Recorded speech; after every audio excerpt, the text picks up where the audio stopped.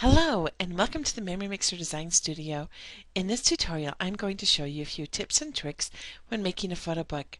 Photo books are probably my favorite thing to do with MemoryMixer. So first I have got MemoryMixer 4 open here and the Remembering Mom QuickMix, which is a new QuickMix from Lasting Impressions. This QuickMix is 20 pages long and makes the perfect gift for mom.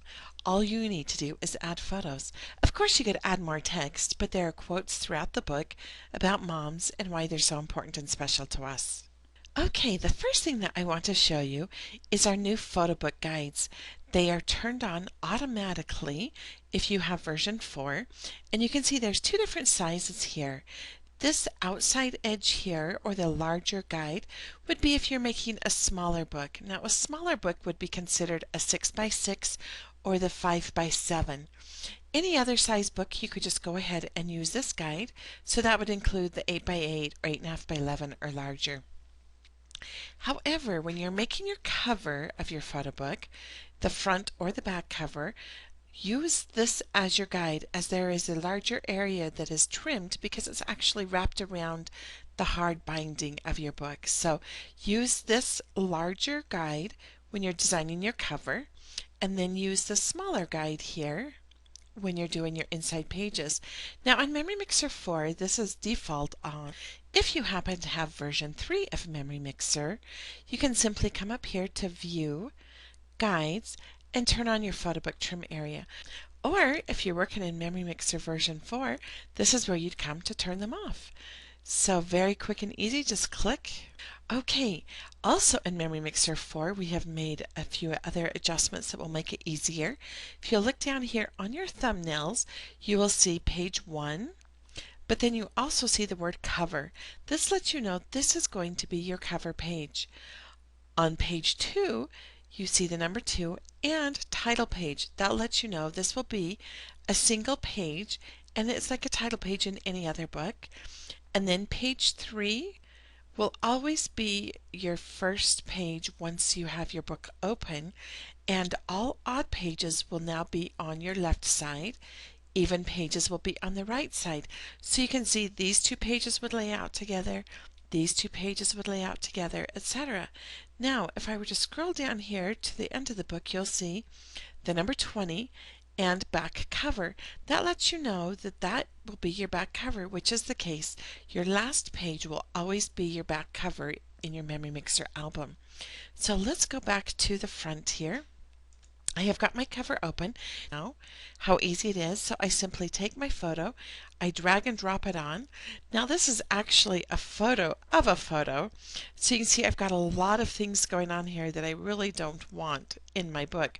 So I'll simply select that photo, and now I'll just use my zoom in button. Zoom in closer, and now I have it just the way I want it. I could even go into my crop window and trim it down just a little bit if I wanted to. Say OK. Now this happens to be my dad, my mom, myself as a baby, and my great-grandma. So I love this little book here. So I am my mom's oldest, so this is when she first became a mom. I thought that was a neat thing for Mother's Day. So I've got my picture here, and now I can decide how I want to arrange it on my page. I think what I want to do is I'm going to select all the other embellishments here, and I did that just by going outside of my canvas, holding my left mouse button down, selecting just by dragging across everything, and you can see it's all selected because of the gray boxes. And now I'm just going to scoot it down just a little bit.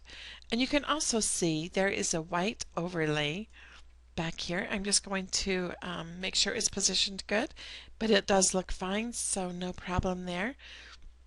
And now I'm going to simply click back out here on my canvas area, and now nothing is selected. I'm going to select my photo, and I'm going to rotate it just a little bit. Maybe a -2 is good. And now I'm going to use my layering shortcut found here at the top, and I'm just going to drop it behind. You can see I went too far, so I'll bring it forward one more layer.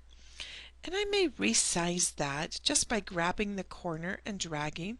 Remember, when you were resizing a photo, you always want to do it from the corners, otherwise it will skew your photo. Okay, that's tucked in nicely there. Now, it actually looks like you could see this text okay, but I'm going to go ahead and reposition it down here just a little bit and resize it. Maybe just a little smaller.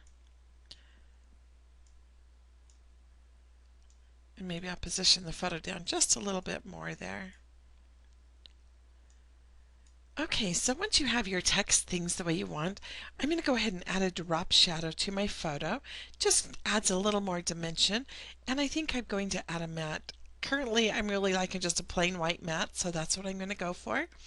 Just say OK, and now I have that on my page, and I think that looks nice.